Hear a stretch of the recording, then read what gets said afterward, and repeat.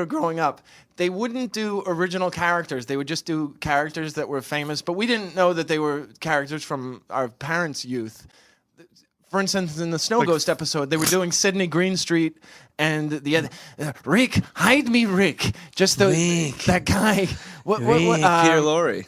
Peter Lorre, yes. I was going to say Sal Mineo, but I know it's It's like Monty Cliff post-accident, still had the piercing blue eyes through the body Rick, cast. You've got to hide me, Rick. Rick, and you despise me, don't you? Yes, they would do those characters, but as a kid, And they had Phyllis Diller on. That's a scary. Like Phyllis Diller. They had Diller. They had the Globetrotters. Yeah, the Flintstones itself. Good point. The Flintstones itself was the Honeymooners. Yes. Oh yeah. Yeah.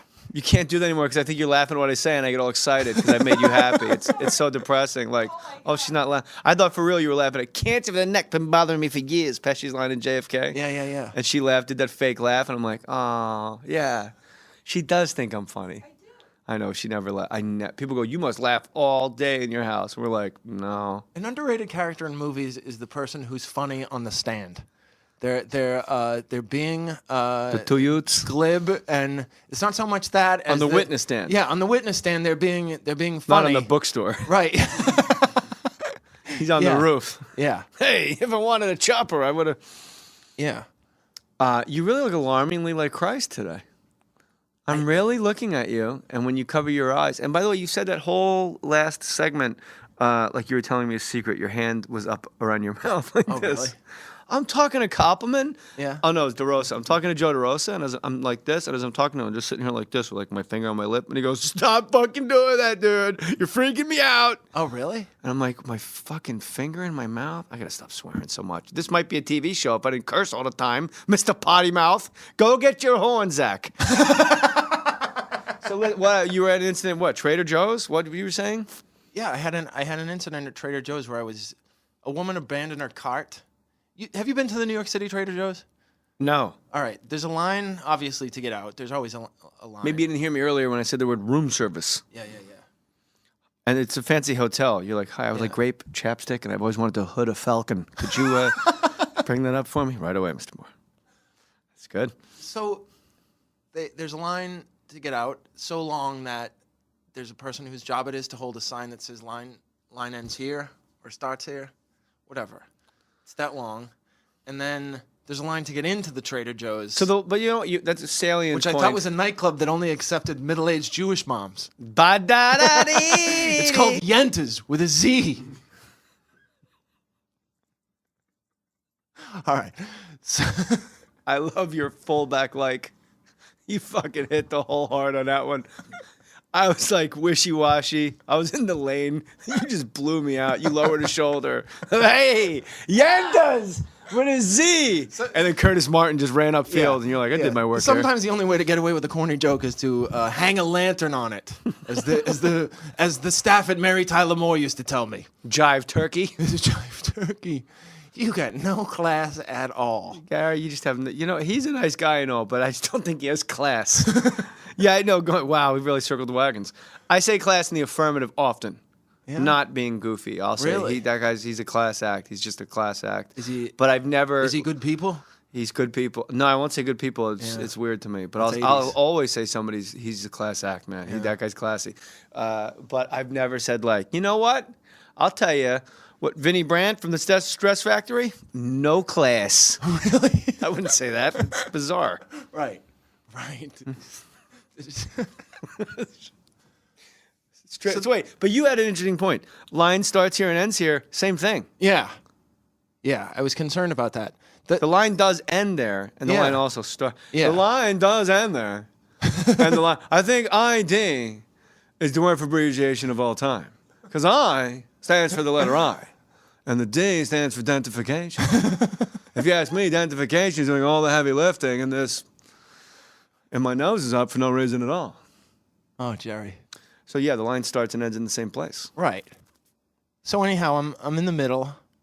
I've waited my turn, but I'm halfway there, and then I notice that there's a cart in front of me, and then a gap between the cart and the rest of the line. The person has abandoned their cart. Sad. Right? Yeah. So So I don't discuss it, but the two women around me, we sort of without words decide we're gonna fill that gap, Right. and then it's a full cart, and then 2 minutes later a woman comes back with an armful of skinny cows and some frozen. This is my problem. Frozen foods is down the escalator. It's downstairs at the Trader Joe's because Trader Joe's in New York is 2 floors. So she abandoned her cart and got frozen foods. Oh, so that was like her, hey, hold this place in line for me person, but it wasn't a didn't, person. Yeah, and she didn't say it. Had she said it, I would have been fine. Yeah, I'll hold it. I would be a little bit like, you. Oh, the cart was gonna full. Go down? The cart was full. Oh. She had forgotten skinny cows, or felt the line was so long that she didn't want her cows to melt.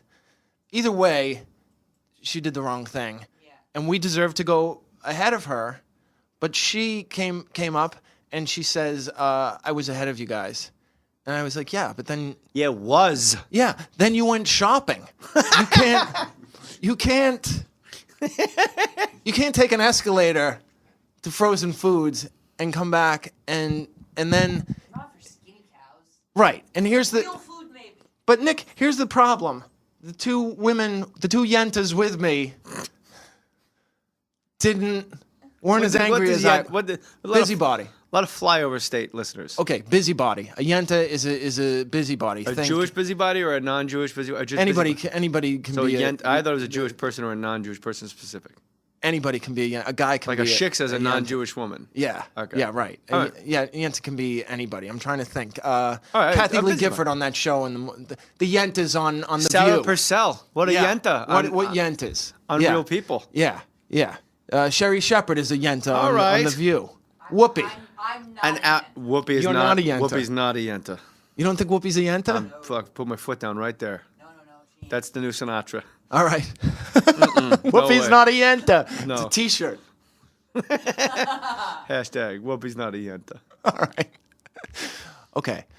So the two Frozen yentas cow- with me. What kind of skinny cows? Skinny cows. What is a skinny cow? They're frozen ice cream sandwiches. Diet. Ice cream sandwiches. Yeah, and women are convinced they're good for them, but I'm sure. I've been bad. I can be good. But Yes, those ladies. All right. but don't you think that 10 years from now, Time Magazine on the cover, it'll say, you know how this sometimes happens, something you fell in love with, all of a sudden it's on the cover of Time Magazine with the words, Radiation. with the words, the silent killer underneath Yeah, it. yeah. Skinny cows, the silent killer. I think 10 years from now, the cover of Time Magazine, Greek yogurt, the 10 silent killer. Time Magazine, 10 years from now is just gonna have like it's just gonna look like a stadium filled with people, and they're all gonna weigh 300 pounds. Gonna be like, turns out, you guys all ate yourselves onto hover rounds. That's the most misleading commercial in the world because the people in the hover round commercial, any other commercial is representative of the buyer. Like if you have mesothelioma, like there's old people, but like the or like, hey, Ronzoni pasta. There's a family actually making, a family makes pasta and they eat it. And then, but like the hover round, it's like a 80-year-old woman who's still got crazy hops and she like jogs across the house and like goes over the hood like Starsky and Hutch. And then she's just going around the neighborhood, going on like a quote walk with her other hover round friends, and they're singing "Round, round, get around, we get around." Yeah, they do like a Lars Berman production, and that's great. They go through the house, and you see them doing little donuts in the living room, and like puppies are chasing them. But in real life, if you have a hover round, you weigh 600 pounds, you're drinking Mountain Dew. And you're in front of me at Disney World with a T-shirt on that says "The more I drink, the better you look." No irony whatsoever. And the She actually saw a 600-pound guy with that shirt on. oh, that's great. On a hover round. And the turkey leg, the Yeah. huge turkey leg. they've eaten that they themselves. shouldn't sell. He's eating clam chowder out of a merkin. He was eating clam chowder out of that little hat from the Monopoly board. Because he really had money. And you know what he found in his pocket? What? Food. Have you been listening? Oh, yeah, He's yeah, a yeah, big yeah, yeah, fat found man, food. Gary. Anyway, Turkey leg. someone, we got to work together. This is too good. He found skinny cows. God, how do we miss it? We stink. Other pocket, $20 bill. And a picture of Abe Lincoln's coat. Yeah, the hover rounds are amazing. They don't realize what they're really for are people that have eaten themselves structurally unsound. Like a hurricane came in and made your legs not able to hold up the rest of your body. Right, they're for the Just big, fat, disgusting people like, oh my God, there's so many donut holes in the kitchen, but I can't get up. And then somebody buys you a hover round. You're like, finally. And they're always like mad. Like they have the sense of fat. I'm talking morbidly obese people that you see on television where you have a camera crew because it's fascinating to watch them. It's always like they have the worst sense of entitlement. Like, finally, my hover round. I love that voice that you just did because I do I a think similar. it's Patton Oswalt's fat guy. I want all the ham. It's my I do an impression of the capital D in Dunkin' Donuts Why wouldn't you? because even Another one? even the font even the font they write it with is morbidly obese at Dunkin' Donuts. Okay. It's too late for me and my twin brother, but thank God Dunkin' Donuts has established a fitness meal. You can't eat like this. Big D? That's a capital. And they honored me by making me the door handle. My cheeks hurt like an audience member. I've never seen a D impression. My wife goes, I've been eating like this ever since I was a lowercase D. ever since I was a lowercase D. But now I'm a big D. I'm a morbidly big D. I'm written in a font called Chubby Helvetica. Font jokes and D impressions. Hack is something you, for the rest of your life, you could smash fruit from tonight until you die at 106. That's right, I called it HGH. Yeah, 64. 64. That'll give me 64 years. Yeah. Yeah. And And I'll be doing comedy into my 90s. and you'll be smashing fruit. Yeah. And no one will ever call you a hack because you had font jokes and you did an impression of the letter D. I had a font of font jokes. But, See, you're already sliding over into hack. oh, so the Yentas... I gave you the green light and there you go. Wait, the Yentas didn't back me up because I kept saying that it wasn't fair that she rejoined the line. Yeah. You know, she rejoined the line, and they made a good point. They say, well, it's not really that big of a deal. But Principle. and also you get like 6 opportunities in your lifetime to fight for justice. The average person, I would feel. You don't really get when to Memphis fight. is burning, Right, you don't get many chances to Mississippi, fight I for blow it. When justice. Mississippi's burning, Yeah, West Memphis 3, the Central Park 5. yeah. So I took a stand. You went to Mountain Kennesaw Landis and said, hey, black should play Major League Baseball. This was your shot. All right, my stand wasn't that, but I took It was the- not. It wasn't? But I did.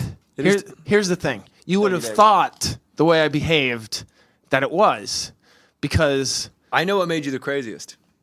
Escalator. It was the fact that the woman traveled. yeah. Well, here's the thing. I felt that by taking a stand, everybody at Trader Joe's would rally, and Like you're Norma Ray. or Who's coming with me? or say Tom Cruise in that movie that you were in. Yeah, but Jerry- nobody went with him, so you were more like Tom Cruise. Yeah, I was more like Tom Cruise. You were standing in line with a goldfish because and Renee because Zellweger. Jay, I swear to you, I raised my fist as if I was it Tommy Green or John Carlos at the 1968? Juan Carlos. Yeah, at the 1968 Olympics, I raised my fist and I couldn't think of anything substantial to say. One small step for Right? man. All I could think was, "This isn't fair," and so that's all I said. I screamed, "This isn't fair!" And instead of everybody rallying behind me, I heard a guy behind me say, here we go. Here we go." And then a few people pulled out their phones and switched from pic to vid because they thought I was losing my losing. Here's what I don't understand about myself often is that I'm big, but I don't feel like a menacing creature.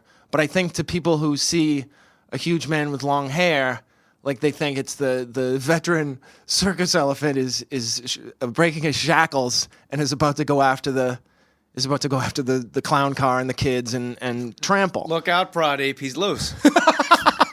Chuck pip pip. Yes, yes, and so the people start to get a little nervous. Fair. Nobody